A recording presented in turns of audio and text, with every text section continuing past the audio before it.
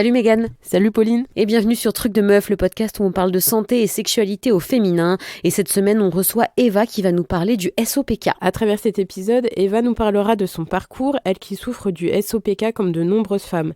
Elle nous expliquera ce que c'est, comment le diagnostiquer et comment le traiter. Eva a choisi de comprendre comment fonctionne son corps et surtout comment en prendre soin. Souhaitant revenir à un traitement le plus naturel possible, elle décide avec sa sœur, qui elle aussi souffre du SOPK, de réfléchir à comment soulager et aider en créant la marque Sova. Aujourd'hui, Sova propose 2 formules de compléments alimentaires pour aider les femmes qui souffrent du SOPK. Entre cycles menstruels irréguliers, pilosité, errance médicale et TCA, Eva nous livre son histoire et ses conseils. On vous souhaite une bonne écoute. Salut Eva. Hello. Bienvenue sur Truc de Meuf. Merci de m'accueillir. Est-ce que tu pourrais te présenter s'il te plaît ? Alors, je m'appelle Eva, j'ai 25 ans. Je suis cofondatrice d'une marque qui s'appelle Sova, donc entrepreneur dans la vie de tous les jours. Et du coup, j'ai le SOPK depuis toujours et diagnostiqué il y a 3 ans. Est-ce que tu pourrais nous dire ce que c'est le SOPK ? Alors, le SOPK, c'est syndrome des ovaires polykystiques.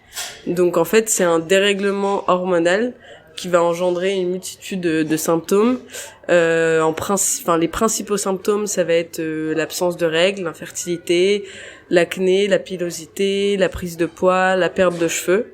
Donc pilosité excessive, hein, pas juste une pilosité d'une femme brune. Et après, il y a plein d'autres symptômes qui peuvent s'ajouter à ça, la dépression, l'anxiété. Bon, le manque de confiance en soi, c'est un symptôme, c'est plutôt une conséquence du SOPK. Et après, sur le long terme, c'est une pathologie qui peut évoluer aussi vers du diabète, des risques de cancer gynécologique augmentés. Donc voilà, ça c'est le résumé. Et aujourd'hui, on en entend de plus en plus parler, notamment lié à l'infertilité, puisque l'infertilité augmente vraiment en France, et c'est un sujet qui préoccupe.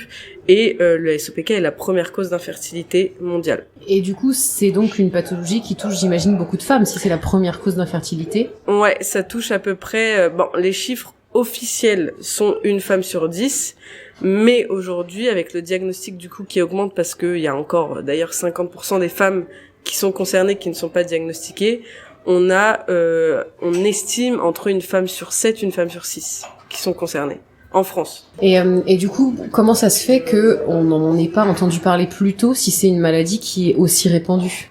Parce qu'en fait, aujourd'hui, la santé de la femme intéresse parce que les femmes s'expriment de plus en plus dessus. Et là, en fait, tous les symptômes que je vous dis, donc l'acné, la pilosité, la perte de cheveux, le surpoids, machin, tout ça, c'était des choses où avant on s'en fichait un peu. Enfin, en fait.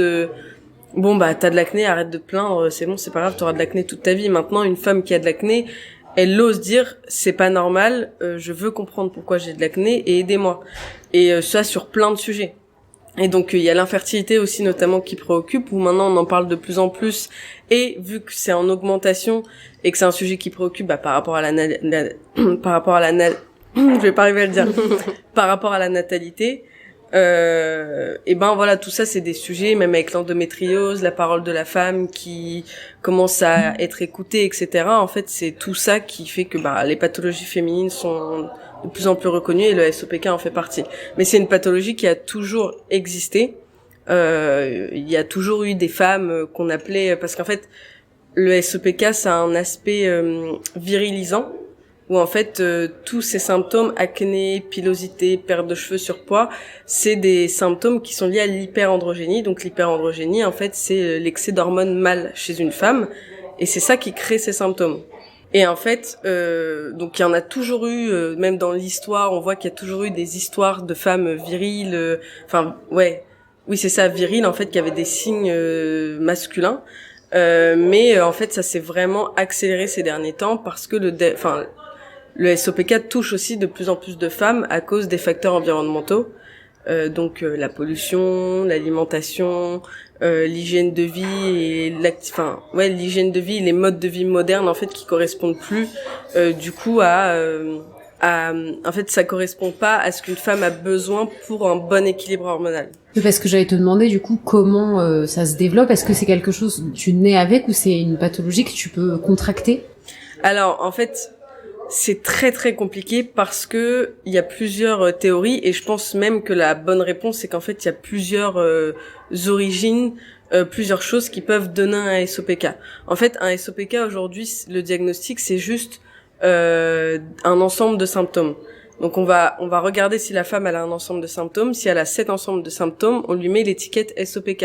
Mais en fait derrière potentiellement c'est juste un dérèglement hormonal temporaire parce que il y a eu un événement dans la vie de cette femme qui fait qu'elle contracte un dérèglement hormonal et que du coup ça rentre dans la case SOPK, mais peut-être qu'avant elle l'avait pas et peut-être qu'elle n'avait pas vraiment de prédisposition à l'avoir aussi.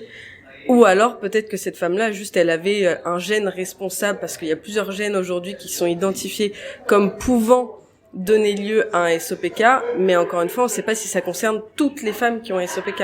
Potentiellement en fait, le SOPK, ça pourrait regrouper aussi plein de maladies, en fait. Mais c'est juste qu'on n'a pas mis le nom sur chacune d'entre elles, vu qu'elles se ressemblent toutes très très fort, en fait. Ouais, et puis comme souvent, quand il s'agit de santé féminine, les recherches sont un peu en retard, ça traîne, et il y a beaucoup moins de moyens que pour d'autres maladies. Exactement. En fait, je crois que la recherche en France, vraiment sur le SOPK, donc je sais que t'as l'INSERM qui travaille dessus, mais c'est très très très minime.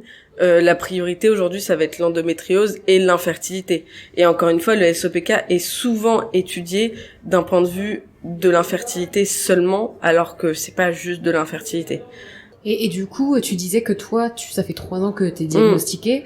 Pareil, en fait, t'as eu ces symptômes-là que tu nous décrivais, c'est ça qui t'a poussé à consulter. Ouais. Comment ça s'est passé, le diagnostic? En fait, moi, j'ai toujours eu, dès l'adolescence, des symptômes assez marqués. Enfin, par exemple, j'ai jamais eu mes règles, naturellement, ou alors je les avais tous les 2 ans. J'avais un petit peu de pilosité, j'avais vraiment mon corps de femme qui ne se développait pas. Je prenais du poids sans raison. J'avais des fringales de sucre, donc j'ai développé des TCA, donc troubles du comportement alimentaire ensuite.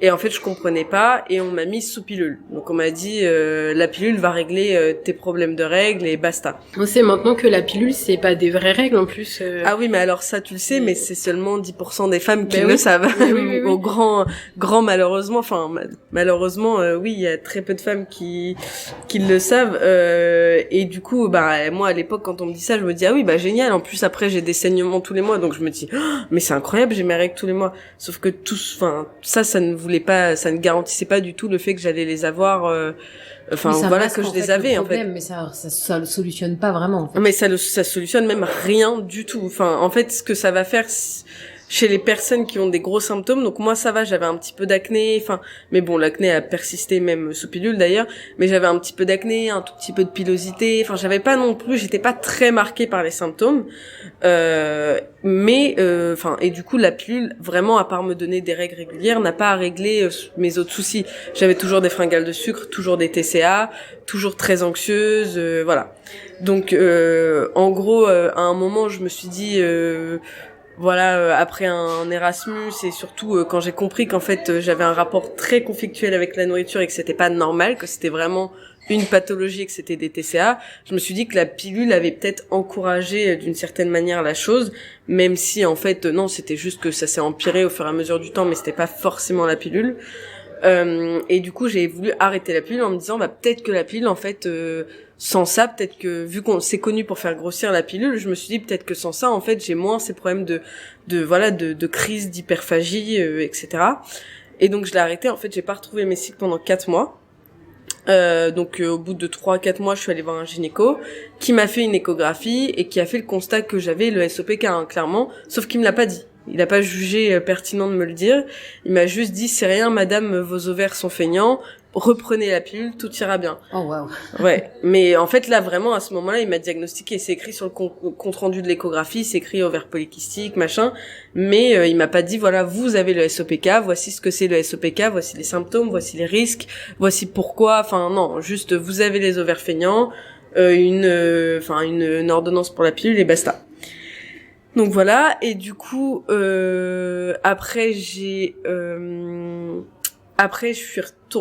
repris la pilule pendant 1 an, je me suis concentrée. Du coup, toi, à ce moment-là, t'avais consulté parce que t'avais une absence de règles. Suite à l'arrêt de la pilule. À l'arrêt de la pilule, j'avais pas aucune règle. Et donc là, t'as juste sur un papier noté syndrome des ovaires polykystiques. Ouais, mais il me l'a même pas dit, hein. C'est-à-dire donc toi, que tu te retrouves avec ton papier, tu lis ça et t'as pas d'informations. En fait, je l'ai lu, mais ovaire polycystique, si tu veux, je sais. Oui, ça t'a pas. Ça m'a pas interpellé. Enfin, il me semble que je l'avais tapé sur Google, mais je voyais ovaire polycystique et syndrome des ovaires polykystiques, ce qui est deux choses différentes.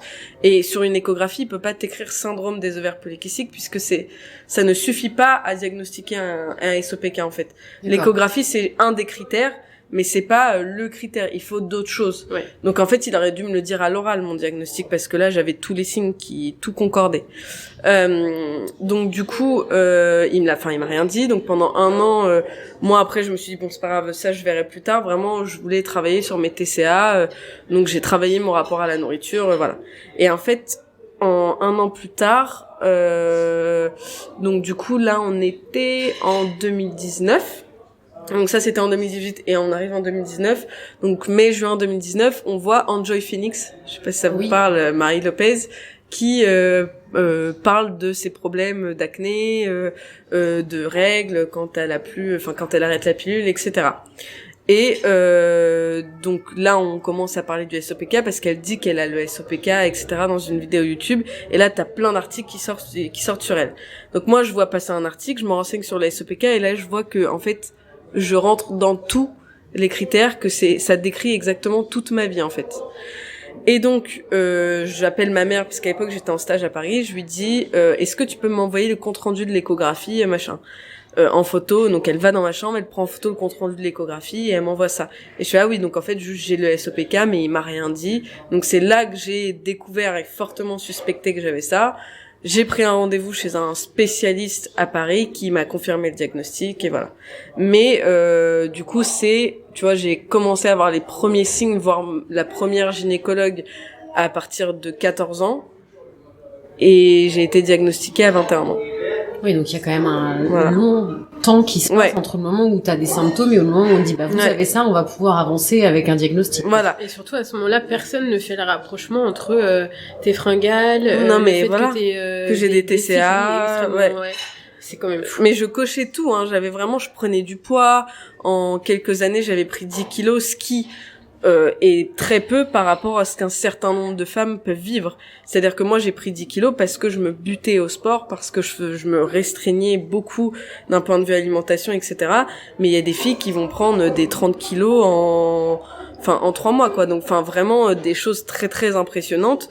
Mais et ça, c'est lié. lié. Aussi, en plus. Mais très, très dur à vivre. Et ça, du coup, c'est inexpliqué pour les filles. Elles vont voir leur gynéco, il leur dit c'est parce que vous êtes en surpoids, vous êtes grosse, etc. Alors que non, en fait, c'est plutôt le SOPK qui va créer ce surpoids parce qu'il y a un chamboulement hormonal qui se fait, qui, du coup, encourage, disons, la prise de poids, en fait.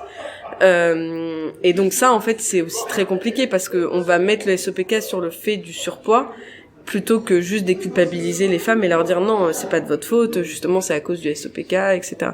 Donc en fait, à l'époque, moi j'avais vraiment tous les critères et on aurait pu me diagnostiquer dès mes 18 ans en fait, parce qu'à 18 ans, j'étais retournée voir la gynéco, elle m'avait dit reprenez la pilule.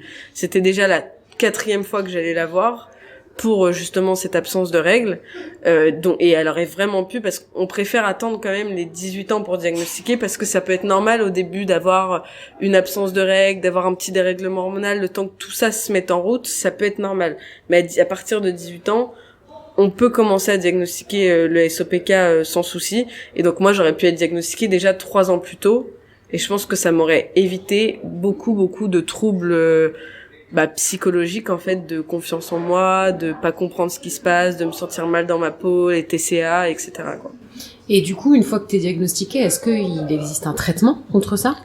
Alors, il y a plein de manières d'agir sur le SOPK. Il n'y a pas un traitement dédié au SOPK. La pilule fait partie des choses qui peuvent aider à réguler les symptômes, mais elle vient avec son lot d'effets secondaires et potentiellement sur le long terme de risques, de carences, etc. Donc pareil, les femmes sont pas informées là-dessus. En fait, la pilule c'est vraiment le traitement le plus prescrit. Après, on va avoir des traitements anti-androgènes tels que Androcure, donc qui est un des plus connus, mais qui est aujourd'hui très très régulé parce que il peut donner une forme de cancer du cerveau en fait. Donc un bel effet secondaire aussi. Ouais, tu prends un truc pour t'aider et au final... ouais, en fait, c'est ça le problème. Et mais maintenant ça va parce qu'il est vraiment très régulé, il est vraiment donné dans des cas assez sévères, donc voilà. Mais par contre c'est un traitement qui reste efficace, hein, mais c'est juste que voilà, il y a beaucoup d'effets secondaires, donc faut le prendre avec parcimonie et surtout dans les cas très spécifiques. On a un autre traitement aussi qui est un peu sur le même principe, qui est pas du tout dédié au SOPK, il a été formulé pour l'hypertension ou pour un autre truc, mais il s'avère que il aide aussi à diminuer le taux d'androgène, donc du coup à diminuer certains symptômes. Et après il y a la metformine qui justement lui va être prescrit dans les cas de SOPK qui ont justement développé beaucoup qui ont pris beaucoup de poids et donc du coup qui sont concernés par ce qu'on appelle une résistance à l'insuline. Et là, on prescrit en fait un antidiabétique. Globalement, c'est un antidiabétique qui va aider à perdre du poids ou du moins à réguler la glycémie et ça va permettre de diminuer aussi les symptômes. Mais il n'y a pas un traitement dédié pour le SOPK. Je pense qu'il y a des recherches en cours, mais il y en a aucun. Et après, il y a l'aspect naturel et du coup, c'est le parti qu'on a fait avec Sova. C'est pour ça qu'on a créé Sova. C'est pour justement faire connaître toutes ces alternatives naturelles. Donc, va y avoir déjà l'hygiène de vie, parce qu'en fait, comme je le disais tout à l'heure, les modes de vie modernes font que ça vient beaucoup dégrader l'équilibre hormonal des femmes de manière générale, hein, même concernées par le SOPK ou pas. Notre mode de vie moderne avec l'alimentation, le stress qui est omniprésent, la fatigue, etc. Tout ça, c'est des choses qui viennent pourrir notre équilibre hormonal en fait. Et donc en essayant d'améliorer cette hygiène de vie et voilà, agir sur l'alimentation, la gestion du stress, le sommeil, etc., on peut aider à améliorer l'équilibre hormonal et donc à réduire les symptômes. Et après il y a l'aspect micronutrition où là du coup la micronutrition ça va être tout ce qui va être des plantes, donc des compléments alimentaires qui peuvent être qui sont adaptés justement au SOPK et pour améliorer l'équilibre hormonal. Donc c'est ce qu'on a développé avec Sova. Après il y en a encore d'autres qu'on est en train de développer parce qu'il y a plusieurs points sur lesquels on peut travailler. Mais voilà, donc c'est ça. C'est en gros les traitements médicamenteux, l'approche sur l'hygiène de vie et la micronutrition. Et du coup, donc Sova, c'est une marque que tu as créée il y a combien de temps ? Du coup, on a créé... En fait, c'est compliqué parce qu'on a d'abord commencé juste avec un compte Instagram sans but précis en novembre 2021. Vous êtes plusieurs, du coup ? Ouais, avec ma sœur. Du coup, je fais ça avec ma sœur. Donc, on a fait ça donc novembre 2021. Et en fait, on a commencé à travailler sur les produits très rapidement parce qu'il y avait beaucoup qui nous demandaient. Beaucoup de personnes de notre communauté qui nous disaient voilà, moi je lis que en fait tel produit peut faire du bien, mais aujourd'hui en France ce qu'il y a c'est pas ouf. Nous on a fait le constat nous-mêmes parce qu'on se fournissait à l'étranger et vraiment ça avait beaucoup réduit nos symptômes, etc. On se sentait beaucoup mieux. Donc on s'est dit c'est dommage que ça soit pas plus connu aussi en France cette approche-là. Et donc voilà, on a commencé à travailler sur des formules et on a on a fait un lancement en précommande en crowdfunding en fait sur Ulule en mai-juin, vraiment fin mai 2022 et nos premières clientes ont reçu leurs produits début août. Oui, donc c'est très récent du coup. Donc c'est très récent et le vrai site internet a été lancé en août 2022. Et du coup, qu'est-ce que vous proposez comme formule concrètement sur votre site ? Alors du coup les formules, si je rentre dans le détail, ça va être un peu du charabia, mais on a une première formule qui est vraiment une base des bases, qui est en fait un complément à base d'inositol, où c'est une des molécules vraiment les plus étudiées dans le cadre du SOPK. Il y a plein d'études scientifiques sur l'inositol, notamment aux États-Unis, etc. Et en fait, donc là, on a cette formule de base avec du zinc, de la vitamine B9, B6, de la vitamine B9 et de la vitamine B6. Donc ça, c'est une formule vraiment de base pour l'équilibre hormonal. Et on a une deuxième formule qui là va vraiment agir sur la gestion de la glycémie et qui va du coup aider à tout ce qui est fringales de sucre, etc. Et donc les deux combinés sont très très intéressants pour toutes les femmes qui sont concernées par le surpoids, la résistance à l'insuline, les fringales de sucre, les prises de poids complètement inexpliquées voilà, malgré tous les efforts qu'elles font, avec une alimentation correcte, etc. Donc là, vraiment, ces 2 produits aident beaucoup. Parce qu'en fait, il y a un petit peu un cercle vicieux dans le cadre du SOPK, c'est que dans 70-80% des cas de SOPK, il y a ce qu'on appelle une résistance à l'insuline. Donc c'est un peu cette chose qui favorise la prise de poids, les fringales de sucre, etc. Et donc il y a aussi beaucoup de surpoids et d'obésité chez les femmes concernées par le SOPK. Et donc c'est un peu nos 2 produits viennent un peu cibler cette chose-là parce que le surpoids aggrave aussi le SOPK. En fait, c'est un cercle vicieux. Okay. En fait, il fait prendre du poids. Donc, en soi, si c'était juste ça, ok. Sauf que la prise de poids qu'il engendre vient derrière, en fait, alimenter et aggraver l'ensemble des symptômes. Donc, du coup, en agissant sur la résistance à l'insuline, faut pas forcément que les femmes elles perdent du poids, pardon. Elles peuvent rester au même poids, mais en prenant nos compléments alimentaires, ça peut aider à réduire les symptômes aussi. Et du coup, là, jusqu'à présent, les retours que vous avez sur ces produits sont positifs, très positifs? Comment ça se passe? On est très très impressionnés parce qu'ils sont très très positifs. Donc sur Ovastart, c'est un peu sans surprise parce que voilà, vu qu'il y a énormément d'études sur le sujet, on était assez sereine et on savait que ça allait être un produit qui allait bien marcher. Mais sur le combo des 2, on est très très surprise parce que vraiment l'efficacité est incroyable et balance tes sucres. Il n'y a pas de formule équivalente dans le monde en fait. Nous, vraiment, on a pris plein d'ingrédients, on a fait notre recette à nous, donc en partenariat avec un comité scientifique, un cabinet de R&D, etc.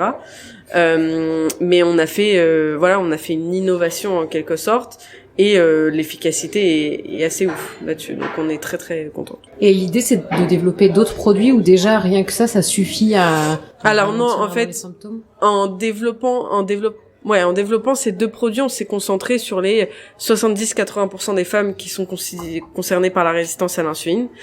En quelque sorte, parce que c'est aussi pas les cas les plus faciles, mais c'est les cas où on sait sur lesquels il faut agir. Enfin, où est-ce qu'il faut agir pour diminuer les symptômes? Et c'est la résistance à l'insuline. Donc, il y a l'alimentation, le sport, la prise de compléments alimentaires adaptés, ou alors de traitements, tels que la metformine, notamment, c'est un traitement qui peut aider. Mais du coup, nous, on préfère l'alternative naturelle parce qu'elle a très peu, voire aucun effet secondaire. Donc du coup, nous, on s'est concentré là-dessus parce que voilà, c'est la majorité. Mais après, il va y avoir plein d'autres cas de SOPK, notamment des SOPK qui vont être liés surtout à la mauvaise gestion du stress. Enfin, mauvaise gestion du stress, non. Des femmes qui sont vraiment concernées par un stress intense et chronique, donc vraiment continu tout le temps, tous les jours. Donc nous, on va après maintenant s'intéresser à ces cas-là. Après, il va y avoir aussi le cas de la fertilité, parce qu'il y a aussi il y a plus de chances de faire des fausses couches et d'avoir des problèmes. Mais des problèmes, des risques de pas de pathologie, mais de pathologie pendant la grossesse. Comment on pourrait dire? Oui, que par exemple, tu peux faire du diabète gestationnel, des trucs comme ça. Tu peux avoir des maladies qui se développent pendant ta grossesse, en gros. Ouais, en fait, c'est ça. Il y a aussi beaucoup plus de risques pendant la grossesse de développer certaines pathologies. Par exemple, donc oui, le diabète gestationnel en est un. Donc là, on va s'intéresser à ça ensuite. Donc en gros, gestion du stress, fertilité. Et après, il va y avoir tout ce qui va être hyperandrogénie, perte de cheveux, agir sur ce genre de symptômes. Et donc, du coup, les plantes peuvent vraiment tout soigner. Alors oui et non, parce que je pense qu'il y a vraiment des cas extrêmes où c'est compliqué. Et c'est surtout que le SOPK, comme on le disait au début, il peut être lié à plein de choses. Et potentiellement, on va penser qu'il est lié à une chose, par exemple la résistance à l'insuline.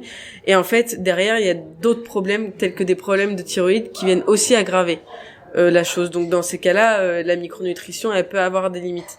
En fait, les compléments alimentaires, c'est pas du tout la solution à tout, et on prétend pas du tout qu'ils diminuent tous les symptômes comme ça du jour au lendemain, en fait. Surtout que la plupart des effets, tu vois, sur les compléments alimentaires, ça va mettre 3 mois, alors que sur les traitements, ça peut être beaucoup plus rapide. Donc, et c'est aussi un peu incertain, il peut y avoir des cas sur lesquels ça marche pas. Donc en fait, oui, ça peut tout soigner, mais ça reste à prendre avec, tu vois, avec des pincettes. C'est-à-dire qu'il faut pas non plus mettre tous les espoirs dessus, et ça ne peut pas guérir définitivement le SOPK, ça c'est sûr. Il y a rien qui peut guérir le SOPK définitivement. Oui, donc en fait, de toute façon, quand t'as un SOPK, tu peux réduire les symptômes, vivre avec, mais tu peux pas t'en débarrasser. Ouais, voilà, à moins que ce soit un SOPK temporaire. Donc là, c'est une autre nuance où, par exemple, quand t'arrêtes la pilule, tu peux avoir ce qu'on appelle un SOPK post-pilule. Donc c'est un SOPK qui va durer 1 an parce qu'il faut le temps que ton corps se remette de la prise d'hormones pendant quelques années. On peut avoir des SOPK qui vont être liés à une carence ou un déficit en quelque chose, une thyroïde qui un peu de l'aile, enfin tu vois, t'as plein de choses qui peuvent aussi créer des petits SOPK temporaires. Et du coup, dans ces cas-là, est-ce qu'on peut quand même se tourner vers les compléments alimentaires ou pas Ah oui, non, complètement oui, parce qu'en fait par exemple, nos compléments alimentaires aujourd'hui, on les vend, si tu veux, à destination des femmes SOPK, mais ils pourraient très bien être vendus, notamment le pack équilibre qu'on a justement avec nos 2 produits Ovastart et Balance tes sucres. Ces 2 produits-là pourraient très bien être vendus pour des personnes qui sont en surpoids et qui vont avoir des problèmes de gestion du sucre, de fringales de sucre. Il pourrait être vendu pour les personnes diabétiques aussi, qui ont du prédiabète, etc. Mais c'est juste que nous, on se concentre sur les SOPK, mais vu que c'est en fait au final un ensemble de plantes qui vont avoir un effet sur le corps, ils peuvent aussi être vendus à d'autres personnes. Mais du coup, tout déséquilibre hormonal, selon sa cause, en fait, nos produits vont être intéressants. C'est-à-dire que si la cause du déséquilibre hormonal, c'est une mauvaise gestion des sucres, ce qui peut concerner plein de femmes aujourd'hui parce que notre alimentation moderne fait qu'on a une mauvaise gestion des sucres, du coup, oui, là, les compléments sont complètement pertinents. Et par exemple, là, on a beaucoup de femmes aussi ménopausées, ou en cours de ménopause, disons, parce que la ménopause, ça peut durer 5 ans, à se mettre en route. En fait, on a aussi beaucoup de femmes qui, justement, au moment de la ménopause, du début, vont avoir un syndrome métabolique. Et ce qui est assez connu, le syndrome métabolique, justement, c'est quand le corps se met à moins bien gérer les sucres. Et là, nos produits sont très pertinents aussi. Et du coup, les produits, est-ce qu'ils sont bio, vegan? Enfin, est-ce que vous avez une formule qui est vraiment très naturelle? Comment ça se crée? Enfin, sans rentrer dans le détail des formules. Ouais. Alors, nous, on peut pas faire du bio, parce que, en gros, on a des minéraux aussi, enfin on a des minéraux qui sont très très difficiles d'avoir en bio, voire quasiment impossible, sinon ça coûte beaucoup trop cher. Par contre ils sont véganes, sauf les oméga 3 parce que c'est fait à base d'huile de poisson, donc ils pouvaient pas être véganes, mais oui, nos produits sont véganes et c'est vraiment des plantes ou des minéraux très naturels, tu vois. Par exemple, Balance tes sucres, c'est de la cannelle. Donc tout le monde connaît la cannelle. Il y a de la berbérine. Donc berbérine, pareil, c'est une plante qu'on connaît très peu, mais c'est un fruit plante. Enfin voilà. On va avoir du gymnémia, ça pareil, c'est à base de plantes. On va avoir de la NAC, où là c'est plus quelque chose c'est un acide aminé, donc en fait c'est plus difficile à obtenir. C'est pas une plante comme ça. On va avoir du chrome. Le chrome, c'est un minéral, donc en fait ça va être un mix de plein de choses. T'as pas que des plantes. Surtout que après, faut se méfier parfois des compléments alimentaires à base de plantes parce qu'on a aussi des plantes qui sont très efficaces et du coup qui peuvent être dangereuses. Donc c'est pour ça que nous on fait un mix de plein de choses parce que je pense notamment à une plante telle que alors le gâtillier par exemple, c'est un truc qui est très très connu pour aider à réguler les cycles, etc. Mais qui chez les femmes qui sont concernées par des cancers hormonodépendants, donc par exemple qui ont eu des cancers du sein dans leur famille, ça peut être très dangereux parce que ça peut encourager les cancers, enfin le développement des cancers. Donc du coup, nous on fait plus des formules qui sont les plus, qui ont le moins d'effets secondaires aussi. Voilà, c'est un peu notre but. Et vegan, on essaiera toujours de faire du vegan, mais le bio c'est trop compliqué et ça serait beaucoup trop cher aussi. Et du coup, tu disais que toi, tu utilises ces produits. Est-ce que tu peux nous expliquer un peu quels ont été les effets et aujourd'hui, comment tu te sens par rapport à avant d'avoir commencé? Ouais. En fait, moi, c'est simple. Quand j'ai été diagnostiquée, du coup, officiellement par ce gynécologue à Paris, il m'a proposé de prendre un complément alimentaire à l'époque, qui était pas spécifiquement pour la SOPK, justement, qui était pour la gestion des sucres, pour la gestion des sucres. Et je l'ai pris pendant 1 an et après, j'ai arrêté la pilule. Et dès le début, en fait, j'ai eu mes cycles. Au bout d'1 mois après l'arrêt de la pilule, mes cycles sont revenus et depuis, j'ai toujours eu des cycles entre 30 et 45 jours grand max. Donc ça, déjà, c'est un truc que je n'avais jamais connu avant. Et donc après ce fameux complément alimentaire, j'ai arrêté de le prendre parce qu'en fait, il était de plus en plus difficile à trouver, il était assez cher. Et j'ai commencé à prendre Ovastar, donc mon produit qu'on a reformulé avec ma sœur. Et pour le coup, bah moi c'est simple. Enfin, j'ai des règles tous les mois. Je me sens bien d'un point de vue énergie. Bon, la fatigue, ça reste un truc très présent, mais est-ce que c'est parce que je dors pas assez? C'est possible aussi. Mais l'acné, j'en ai quasiment plus. J'ai plus de soucis de pilosité. J'ai j'ai mes règles, mais j'ai aussi des ovulations tous les mois, ce qui est important parce qu'on peut avoir ses règles sans forcément ovuler, chose aussi que très peu de personnes savent. Mais vraiment, moi, ça a changé ma vie d'un point de vue, hormonal. J'ai aussi perdu 10 kilos. J'ai plus de TCA, j'ai plus de fringales de sucre. Donc moi, vraiment, ça a changé ma vie, les compléments alimentaires. De toute façon, on mettra le lien vers votre site sur en podcast pour que les gens puissent aller voir aussi. Ouais. Donc du coup, là, en fait, ce qu'on peut en retenir, c'est que quand on a un peu les symptômes que tu as décrits, donc les fringales de sucre, la pilosité, la prise de poids, l'absence de règles, bah c'est important d'aller consulter un médecin. Et un bon médecin. Et c'est surtout ne pas voilà, parce qu'en fait, les médecins, et je me souviens, mais même moi encore aujourd'hui, on dirait un peu qu'ils ont... Tu sais, quand tu vas voir un médecin et qu'il te dit quelque chose, tu peux pas douter de ce qu'il te dit. C'est une conversation qu'on a très souvent. Voilà, en fait, il a un rapport de force sur toi qui est inexplicable. C'est le sachant, en fait. Ouais, voilà. Et voilà, c'est inexplicable, mais il a un rapport de force. Moi, la dernière fois, j'ai été consulter un gynécologue parce que malheureusement, j'ai beaucoup de mal à trouver un gynécologue qui est à l'écoute et qui me prend pas de haut, en fait, surtout depuis qu'on a Sova, et ils ont tendance à nous prendre beaucoup. Enfin, certains nous adorent et nous encouragent beaucoup, et certains nous prennent un peu de haut parce que on n'est pas médecin. Donc pour eux, c'est pas très légitime ce qu'on fait.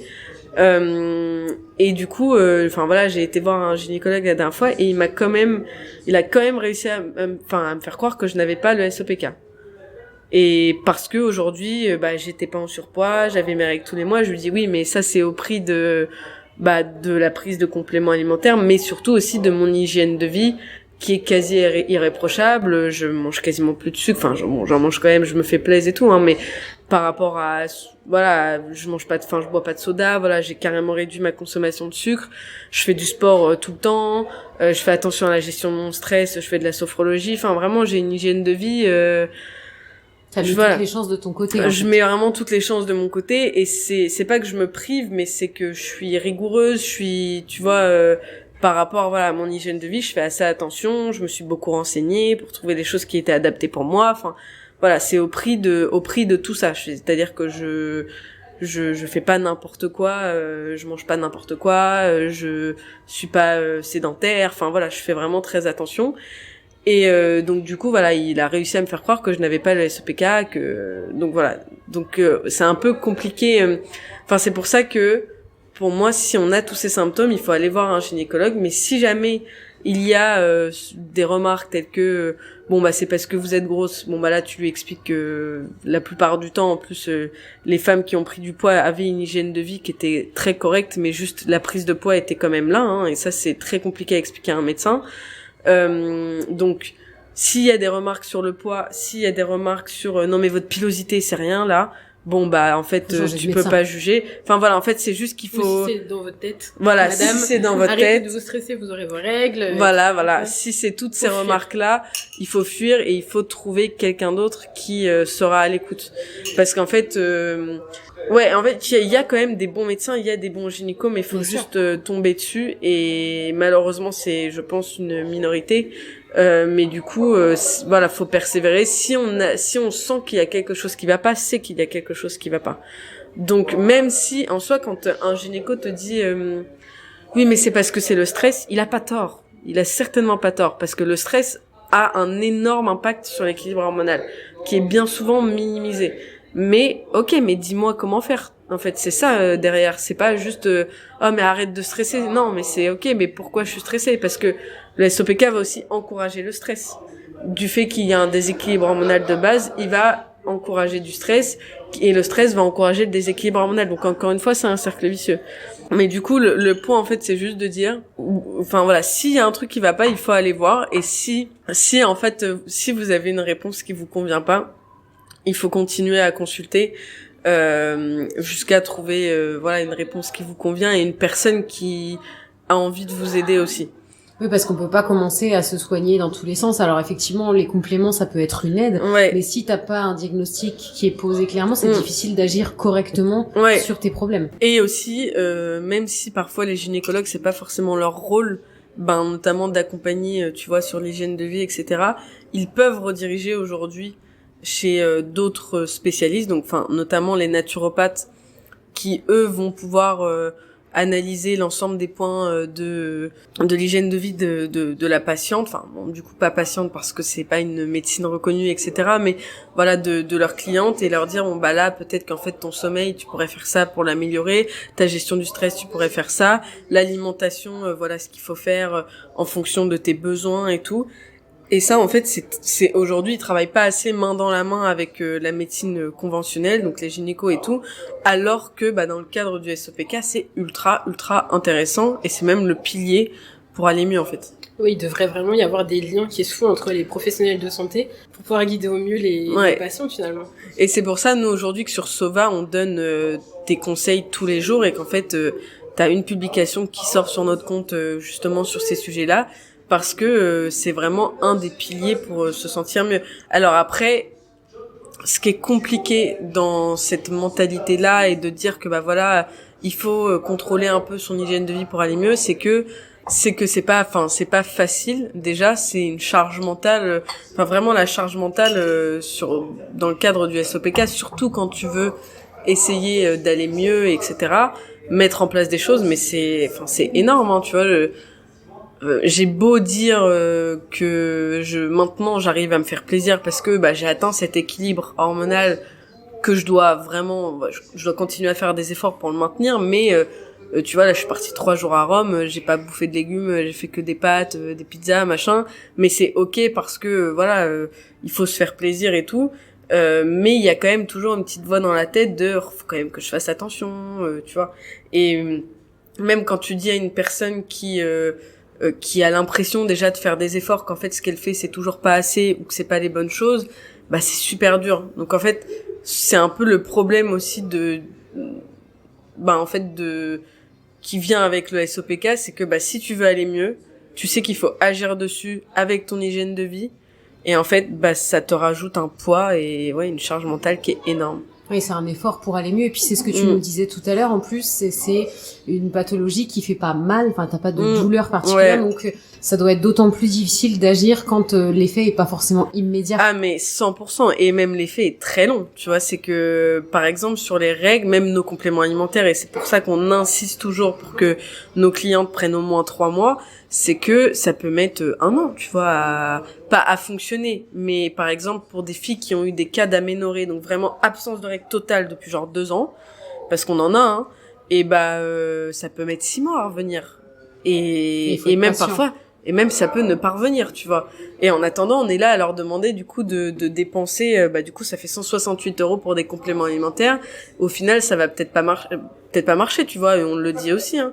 Et du coup c'est super dur comme en fait tu sais pas quoi faire, t'es perdu, tu vois, quand t'as le SOPK et que tu veux commencer à agir dessus, t'es perdu, tu vas faire des efforts, tu sais pas si c'est les bons efforts, les effets ils vont commencer à se faire sentir au bout de 3 mois, 6 mois.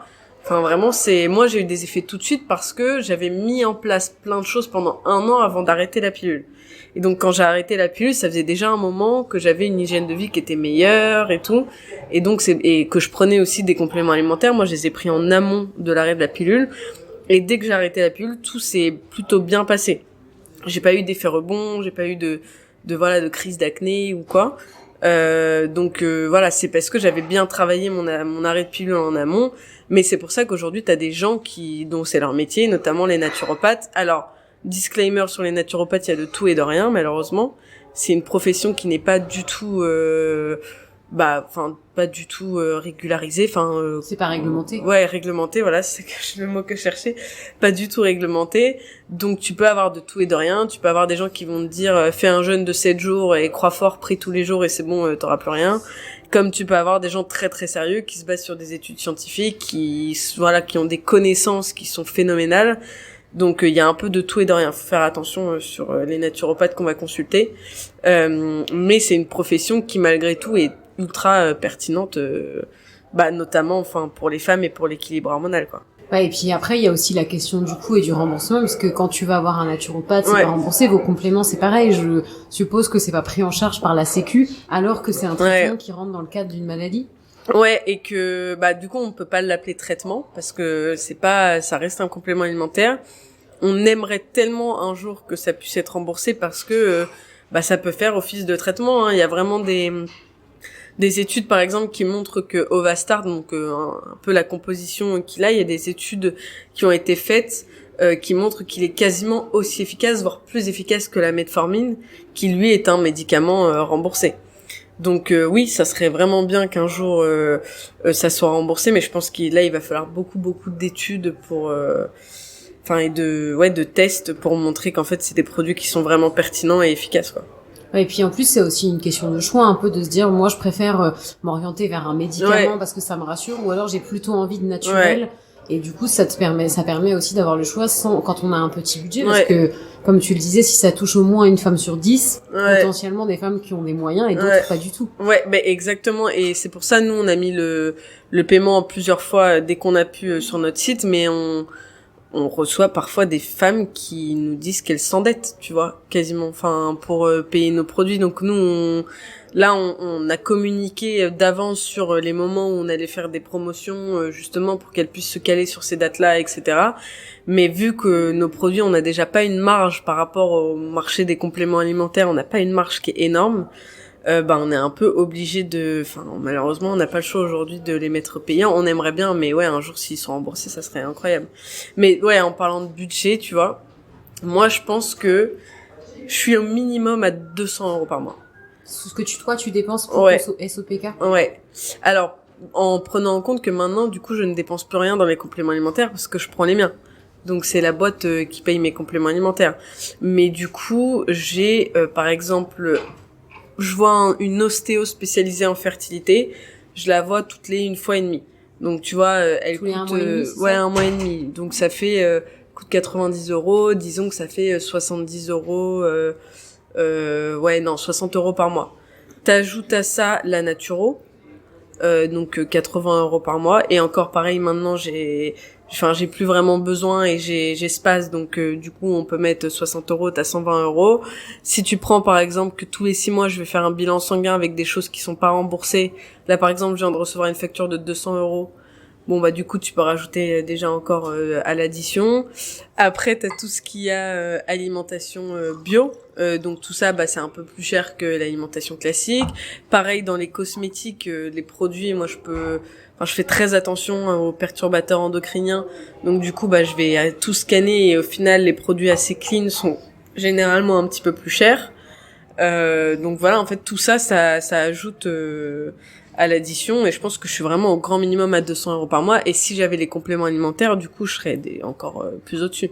Parce que oui, après non, au final je pense que tu peux rajouter 100 € de compléments alimentaires, parce que je prends d'autres compléments, le magnésium, la vitamine D, etc., qui sont des choses qu'on n'a pas encore chez Sova, et que je prends en permanence quasiment, donc Oui, et tout ça, en fait, même si t'es diagnostiqué, ça rentre pas dans le cadre de ta pathologie. Au moins, la naturopathie, l'ostéopathie, ça devrait être des choses qui rentrent dans un forfait un peu. Mais t'en as besoin pour être soigné, on y va, quoi. Ouais, alors que l'ostéopathie, c'est remboursé 1 fois par ma mutuelle à 50%, donc j'ai 40 € par an, alors que j'y vais 1 fois par an, tu vois, à peu près, Donc voilà. Donc c'est sympa, quoi. Ouais. Pour le porte-monnaie. Surtout, c'est ça. Donc, mais même pour le moral. Après, je trouve que c'est super bien que vous ayez pu proposer ce que vous proposez sur Sova. J'espère que ça sera remboursé un jour, parce que franchement, je trouve qu'en plus il y a de plus en plus de personnes qui se tournent vers les choses un peu plus naturelles. Malheureusement, ça coûte cher, et c'est ça le problème, quoi. C'est exactement pour ça en fait qu'on a fait Sova aussi, c'est parce que nous on avait eu la problématique de on veut plus prendre la pilule. pour plein de raisons, mais aussi notamment pour les effets secondaires. Du coup, on s'est retrouvés là. Bon, ok, comment je fais maintenant?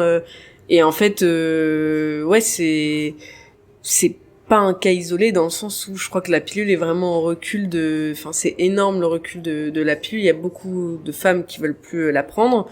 Donc du coup, oui, ça répond à un vrai besoin de, j'ai le SOPK, je veux aller mieux et je veux pas prendre la pilule.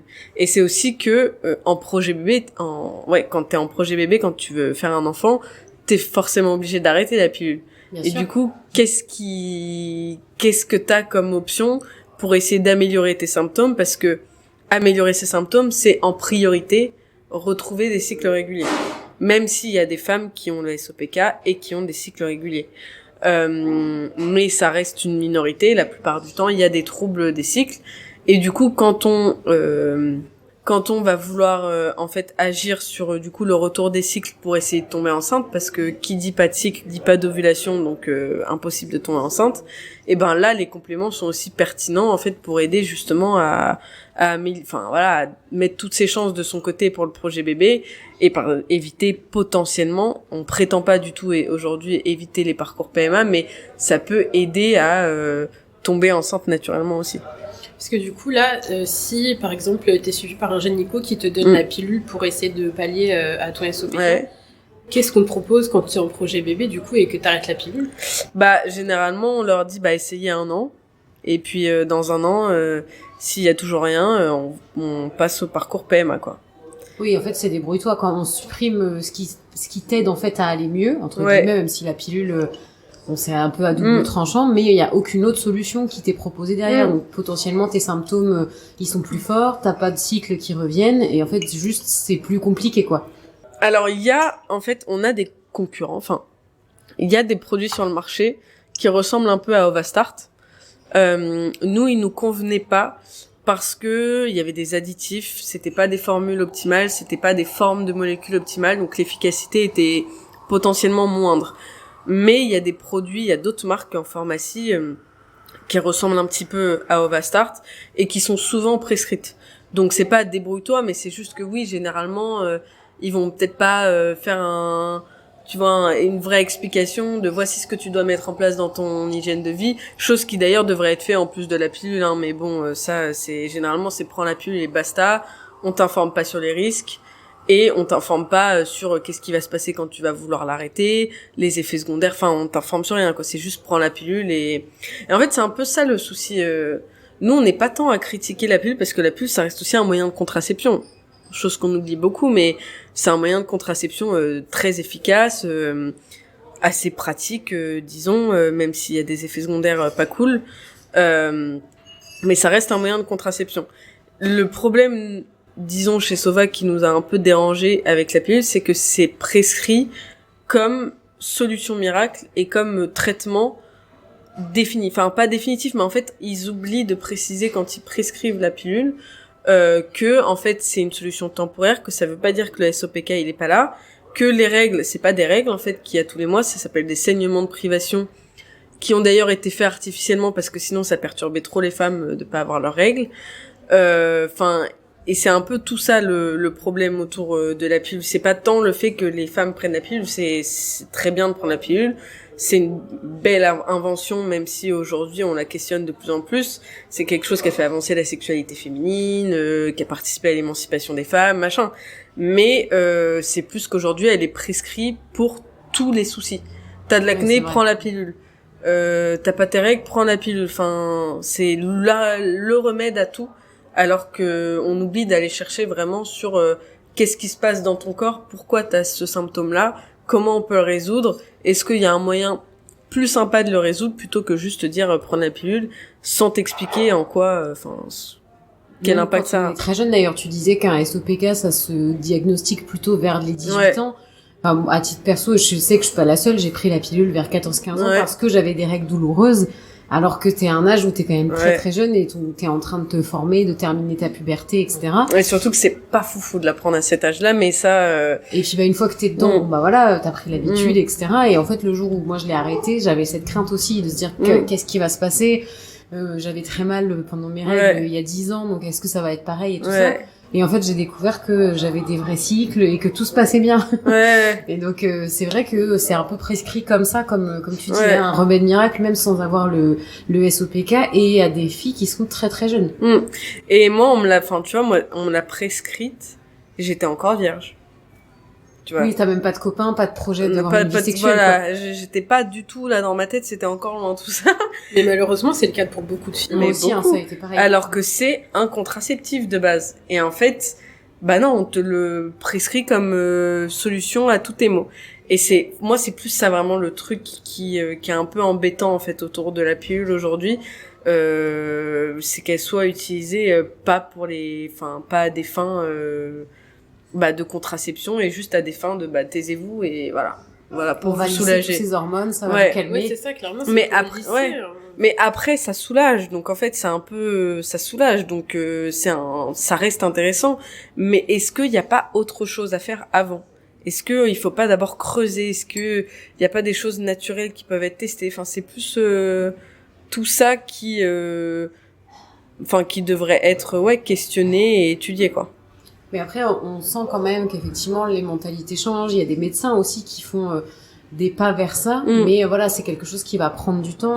Et c'est aussi, je pense pour ça que c'est bien qu'il y ait des marques comme la vôtre qui aient été créées pour justement porter un message un peu différent, une manière de se soigner qui est plus naturelle. Et peut-être, même si, comme tu le disais, il faut avoir une hygiène de vie, au final, tu dois te sentir quand même mieux que si t'as un médicament ou une pilule. Ouais. Mais après, le truc aussi avec l'hygiène de vie, c'est qu'on oublie souvent, dans les conseils qu'on donne sur l'hygiène de vie, comme je disais tout à l'heure, c'est super dur parce que charge mentale et tout, mais au final, les conseils qu'on donne, c'est juste des conseils pour être en bonne santé. En fait, c'est pas des trucs sorciers, quoi. Juste la consommation de sucre, on sait que c'est terrible pour la santé, mais du coup, en fait, c'est trop dur parce que je suis vraiment partagée entre le vivez votre vie, arrêtez de vous prendre la tête, les dictats de la société, il faut être mince, il faut être machin, mais d'un côté, ta santé, c'est aussi, faut vraiment faire gaffe au sucre parce que c'est une drogue, faut faire gaffe à ta gestion du stress parce que ça flingue ton cerveau, ça te fait vieillir plus vite, c'est vraiment le stress, c'est terrible aussi. Ton sommeil, en fait, notre génération, elle dort pas assez et on est complètement fatigué, etc. Et en fait, donc c'est trop dur, tu vois, je suis le cul entre deux chaises, en fait.